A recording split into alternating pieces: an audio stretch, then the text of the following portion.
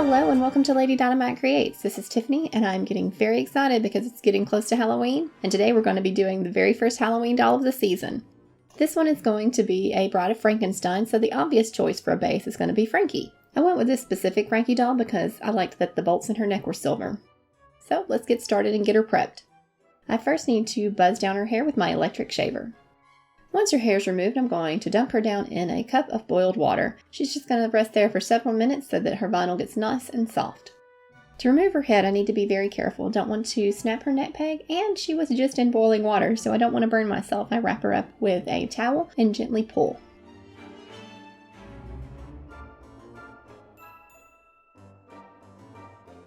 I remove all the stubble and glue from her head using a flathead screwdriver and some needle nose pliers. I just take the screwdriver, stick it down into her neck hole, and scrape the inside of the head. This just loosens up the glue and the plugs.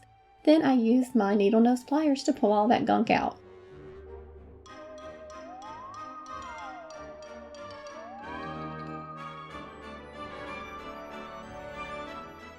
Using 100% acetone, I remove her factory paint. I use cotton swabs and Q-tips to help me get down into some of those crevices.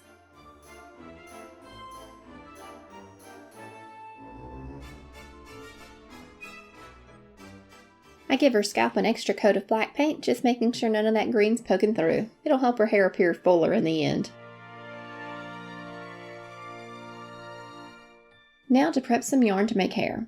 I'm going to use this black yarn that I got at the craft store. It's 100% acrylic yarn.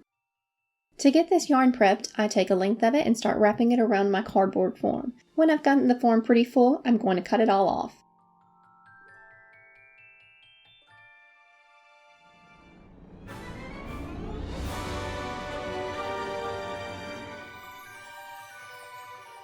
Now that I have my pile of cut yarn strips, I'm going to start unraveling it.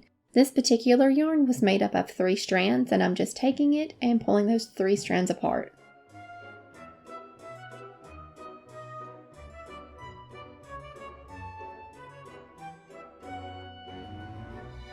Now to start on the reroot. For the white, I've pulled out this extremely chunky yarn that I had and just cut a piece off, and I'm just tearing off little sections of it to plug down into the white sections of her hair. She's just going to have the 2, so just at the temples.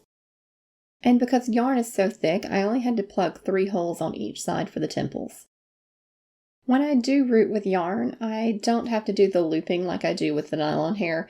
The yarn is thick enough to mostly stay in the head by itself, but you will see me running my fingers down this white portion a lot because it's such a loose weave. It has a lot of looser fibers that just easily pull out, so I'm just cleaning up that after I've plugged it.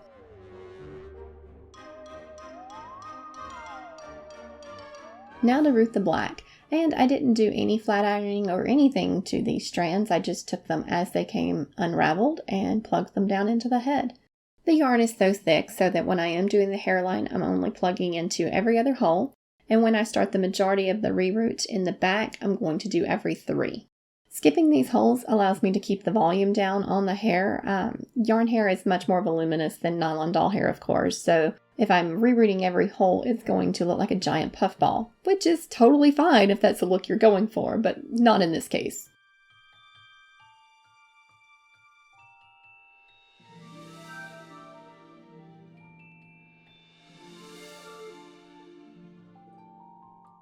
With all the yarn in place, I now secure it with a little bit of liquid fusion glue.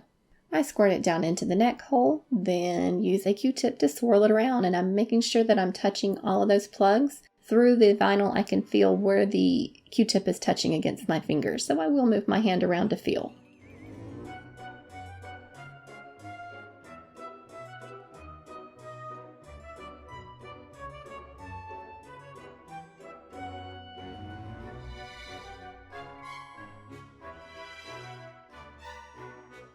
Now for some body prep. She does have a few seams that are bulging a bit, so I'm going to shave those down with the edge of my X-Acto blade.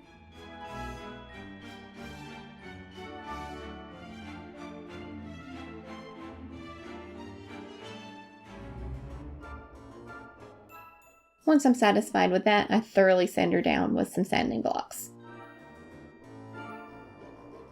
Let's move on to her clothes. I've wrapped my mannequin up with some plastic wrap and masking tape, and I start sketching out the design for her dress.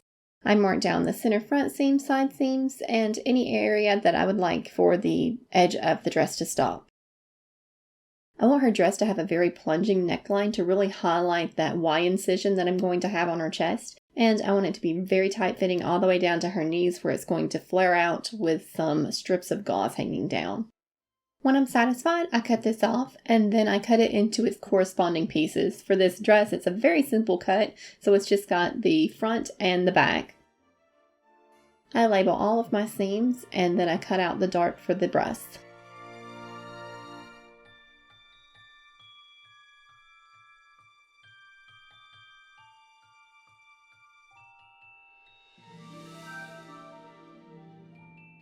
I lay these tape forms out and sketch them out onto my paper. The front piece I temporarily sketch out as is because we're going to be doing some editing to that, but the back piece I extend the back just so that I can make sure I have enough fabric for closure, and then I add my seam allowances, and then I cut them out.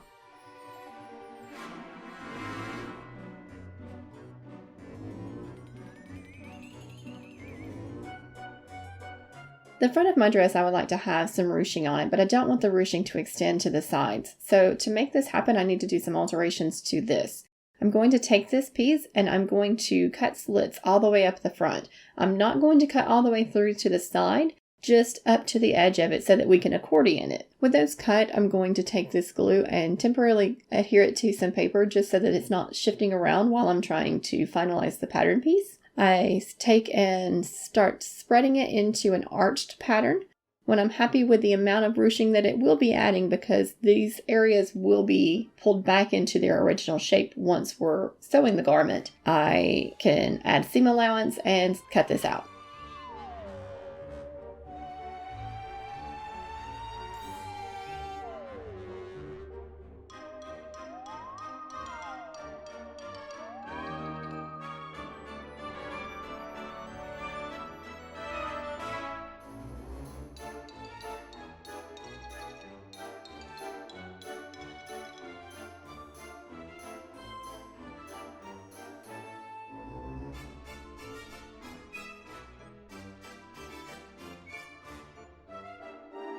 With my fabric pieces cut and ready to go, the first thing I can do is sew in the darts.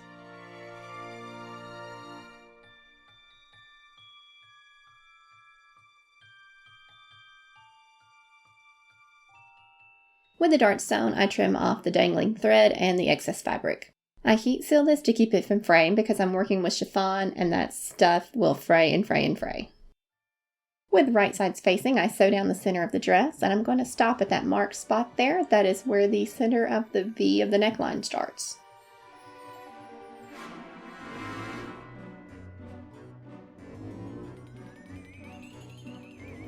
Next, I'm going to hem at the top of the shoulder as well as the neckline, and to do this, I'm using a little bit of fabric fusion glue. I'm applying it right to the very edge, and then I'm using my flat iron to heat set the glue so that it stays in place. Even though this is such a small part of the garment, it is so fiddly, it takes forever. This portion is just a little bit too small to do on the sewing machine. You could hand sew it if you wanted to, but I find that this leaves a cleaner look. I'm so excited to decorate for Halloween. Previously, we had a little bitty porch at our old apartment, and that thing would be so packed full you couldn't get up and down the stairs. I saw a Grim Reaper on a boat in Lowe's the other day, and I kept telling my husband, I need to buy this. And he's like, no, you don't. I would totally break us buying Halloween decor if he would let me. I have my mom to thank for my just love of everything Halloween. I remember her making our costumes for us when we were kids in the 80s. My mom was a great seamstress, and she's actually who taught me how to sew and follow patterns. Halloween is one of my favorite times of year. I love all the costumes and the decorating, and just trick-or-treating is so much fun, and I love going to haunted houses and corn mazes. And I'll be honest with you, I trick-or-treated until I was 18. I had a younger brother, and I would use him as the excuse that I would take him out trick-or-treating because, my mom and dad worked, so they weren't always available to take him, so I would take him and just take a candy tax from him. All of his Reese cups were mine. Next, sew the front to the backs with right sides facing at the side seams. To add the spaghetti straps, I'm taking 2 pieces of ribbon and I'm cutting them at an angle. This will just help hide the transition on the inside so that you're not seeing the huge chunk of white at the edge. I'm tacking that down with liquid fusion glue and my flat iron.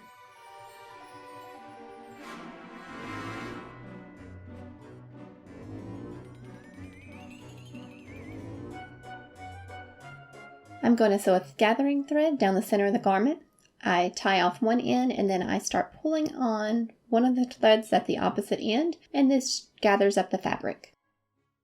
When I'm satisfied with my gathering, I'm going to stitch in a ditch down the center of the garment just to set that gather in place.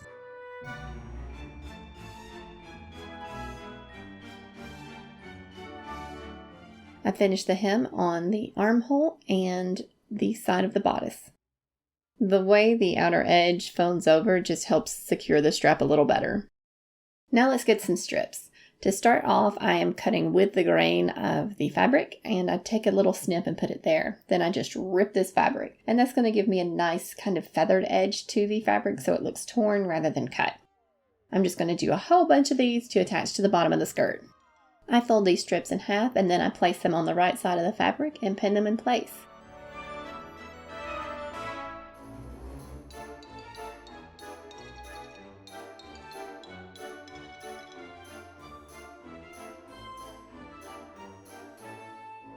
Once I'm happy with the placement, I sew them down. Now to make a closure for the dress. I pin these onto the doll and then I use my fabric pin and mark all the way down the back where the center seam will be.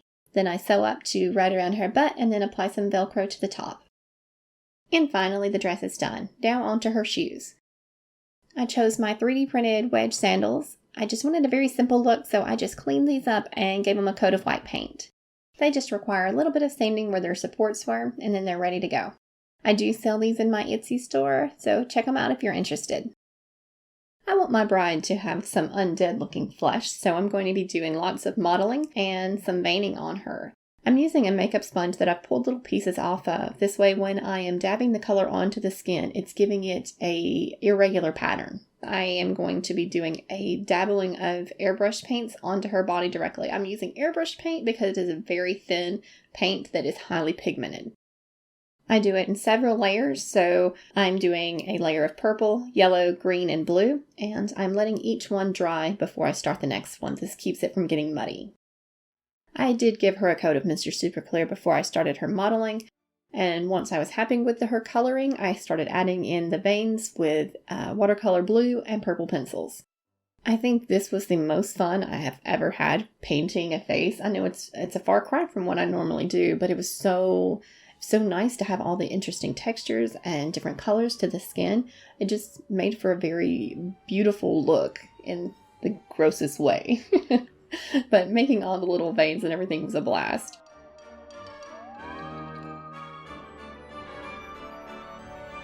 Now on to the traditional part of the face-up. This is the official start of the traditional face-up. This is still on the same Mr. Super Clear layer as all of the modeling and veining. So I'm not going to do a whole lot on this layer because I don't want to have to erase and go back. Granted, the acrylics won't come up, but all that veining will. So I'm just getting her eye shape down, and I do sketch out her scar lines as well before I move on to the next layer. I do want to apologize in advance for the sheer amount of Frankies I'm going to be painting in a row. I know my last 2 dolls have been Frankie bases, and I think my next one's going to be too. For my next doll, I need a legless base, and it seems a shame to cut off legs when I have a perfectly good legless Frankie already.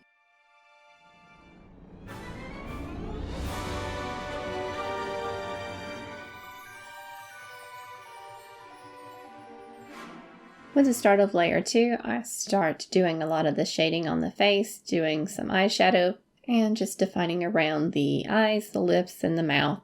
I did so many layers on this eyeshadow, it's ridiculous. Every layer had a little bit of pastel applied. I do a light blushing of pink on her cheeks. I don't want to do too much because I don't want her to feel too alive, but I do want a little bit of color there. I also do a dusting on her lips, although I do change my mind later about that color. I brighten up some highlights around her eyelids and right under her eyes. I fill in her sclera with a white watercolor pencil. I really like this Caran D'ache pencil. It is one of the creamiest and brightest whites that I have been able to find in a watercolor.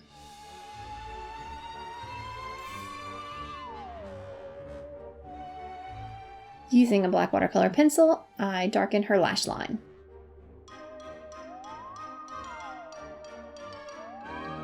I define her waterline with the red watercolor pencil.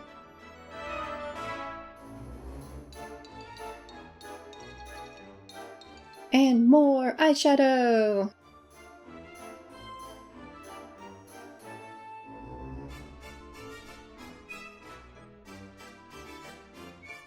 On layer 3, I darkened that waterline. After the first pass, it just wasn't bright enough. It was the red was blending with that turquoise that I used to sketch her out with and turning it a little bit too purple, so I did need to go over this with a couple of layers. I do a bright pop of white right under the waterline, and that's going to help bring out that color and give a good amount of contrast between that area and the shadowed area right under her eyes. Then using my red watercolor pencil, I start coloring in my scar lines, and I shouldn't have done this at the step, I should have waited, but you'll see in a minute.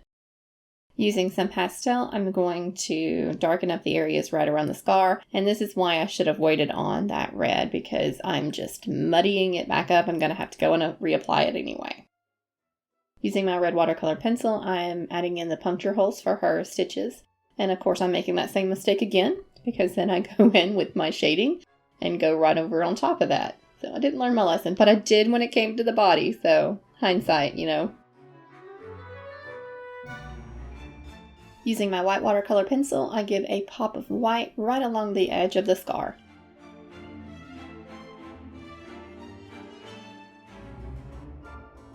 Now for her eyebrows. I wanted them to have that iconic, classic Bride of Frankenstein slash style eyebrows that raise up at the ends. So I just dust on some black pastel, and then I start using my eraser pencil to refine that shape.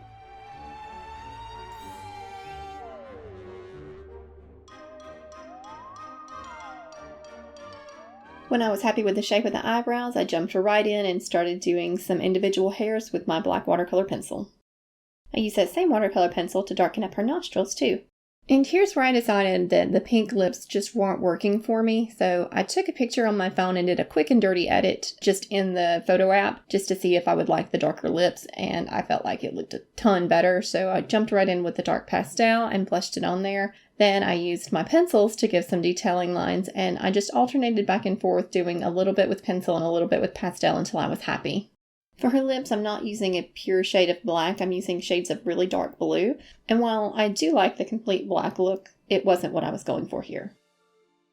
At the start of layer 4, I start adding in her stitches with a black watercolor pencil.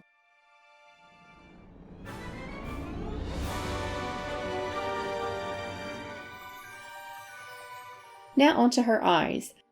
This was completely different from how I normally work on eyes because normally I want the eyes to be looking at you. I don't want that wall-eyed effect like they're kind of dazed, but that was the look I wanted for this particular doll. It was fitting for her personality. So the first thing I did was do pupils in the very center of her eyes so that I'm getting that very stark deer in the headlights kind of look.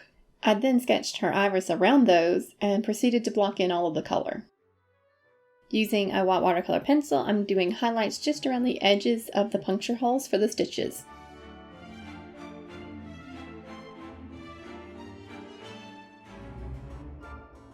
Now onto layer 5. The first thing I do here is start layering on more color onto her eyes.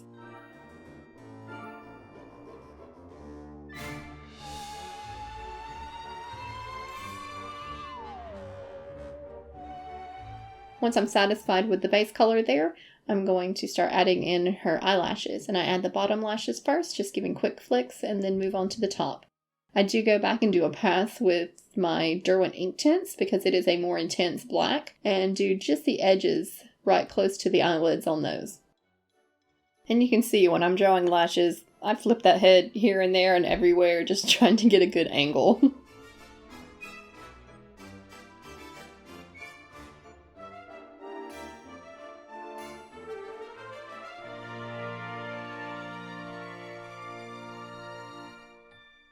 For layer 6, I'm starting with my white watercolor pencil, and I'm highlighting the tops of all the stitches.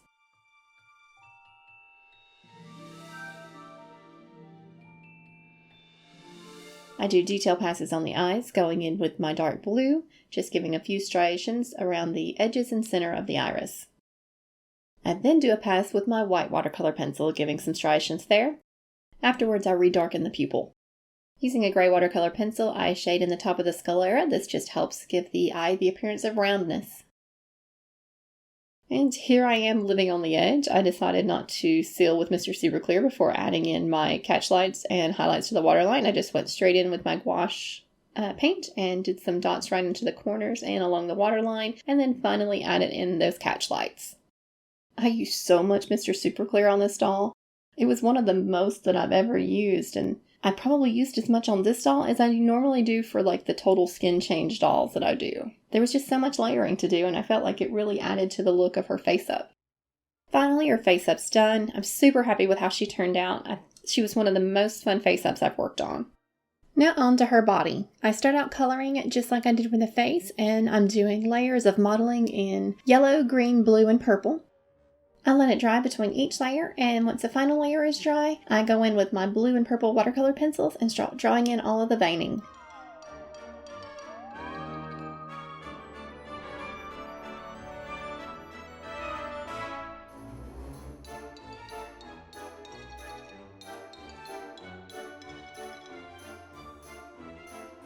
When I'm happy with the skin texture and veining, I seal it with Mr. Super Clear and get started on doing some work with some pastels. I'm just shading in anywhere that should get some natural shadows. This was definitely the most MSC heavy body blushing I've ever done. I don't usually do this many layers on the body, but I felt like it really needed it.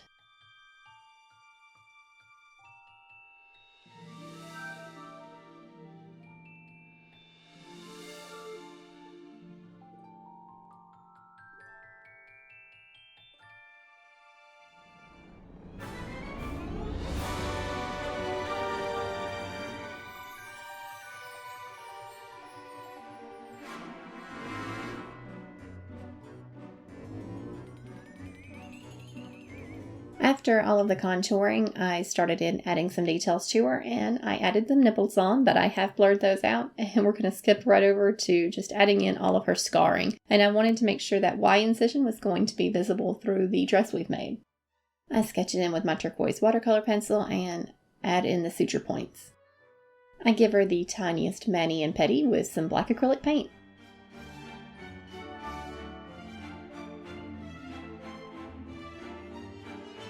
And I go in with some shading, and this time I'm remembering to do it before I draw in my red lines for my scar line. And I'm just shading right around the scars and the sutures. Then when I'm happy with that, I go in with that red.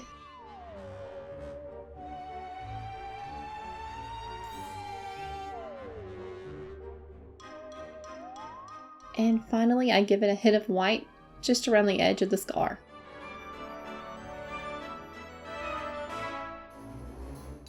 Before I seal this layer, I add in her sutures with a black watercolor pencil. Now I seal her with Mr. Super Clear, and I go back in on layer 3 and start popping in some white highlights to the tops of those sutures. Now we're moving on to the hairstyling, and I've just stuck her down on her stand, and I'm going to first trim off some of the excess because this hair is way too long for what I really need. I pull it back, estimate where about I want to cut it, and then just snip. I give a light amount of brushing with a pet hair brush. This is just going to help taper those ends again, and it's going to help remove just a little bit of that curl because it was just a little bit too yarn looking. Now I'm going to separate the hair, and I'm going to keep the hair that's in the very center and then have a ring of hair that's going to come around it. I take that center hair and I'm going to start backcombing it. This is just going to create a base in the middle that's going to be kind of messy, but it's going to be full and what's going to keep the hair in that hairstyle we want. I use some hairspray to help set this in place, and then I thoroughly coat it, and then I start wrapping the outer hair right around it and spritzing it as well. I've made sure to keep my two white pieces separate because I am going to be curling them. If you're using hairspray on a doll, be very careful. You don't want this to get on any of the places you've painted because it can damage that face up.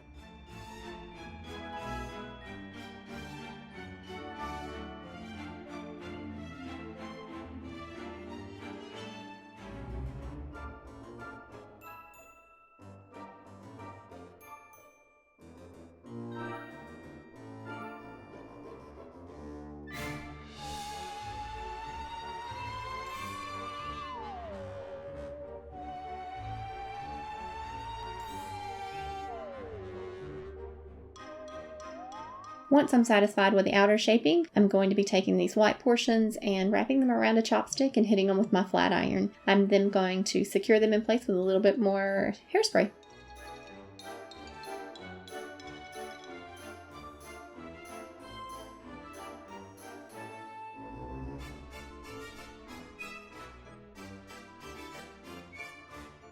At the time this video goes live, she will be available in my Etsy store, so check out the link in the description box below if you're interested.